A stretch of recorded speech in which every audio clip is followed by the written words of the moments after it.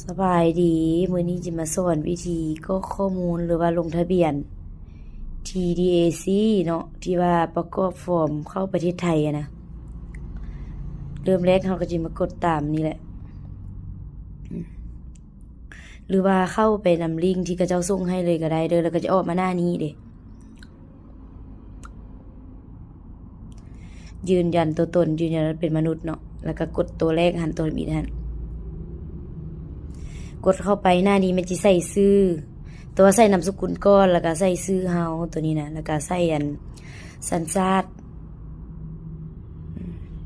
หรือว่าบ้านเกิดแล้วก็แข็ง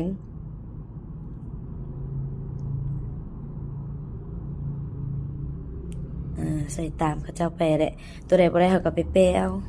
มาใส่ปูป้าเราเอาตัวนี้มันวันที่ไปวันนี้นะใส่วันที่เดือนปีไปแต่ว่าใส่ปีก่อนเด้อตัวนี้นะปีแล้วจึงเดือนแล้วจึงวันที่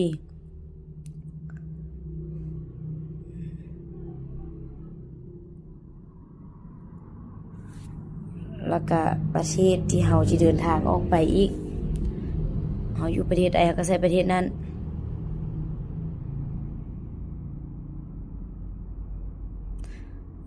ใส่ประเทศแล้วอันนี้เด้ไปเฮ็ดหยังก็ใส่วันหยุดวันหยังก็ใส่ไปลิ้นไปเที่ยวก็ตามมารถ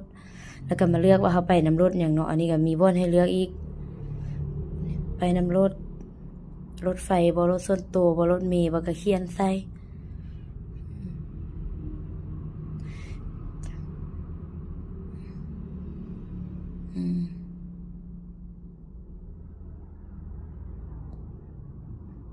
ป้ายรถอันนะคันว่าเฮาไปนำรถเมล์เฮาบ่ฮู้เฮาใส่ตัวคิดละลาก่อนก็ได้บ่เป็นหยังโดยใส่เลข0ใส่หยังก็ใส่ไปนี่แล้วก็คลิกไปครบละคันคลิกแล้วมันบ่ผ่านในนี่นะเฮาเลื่อนขึ้นมาเบิ่งตัวใดแดงๆแล้วมันตัวนั้นเฮาไปเปลี่ยนคืน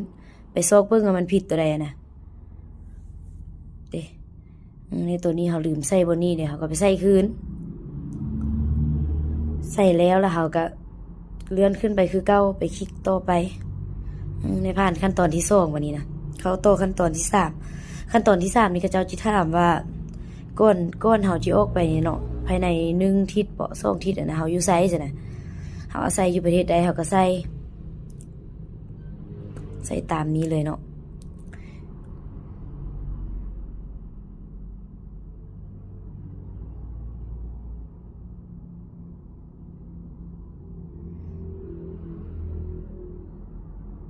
ใส่เมลเฮา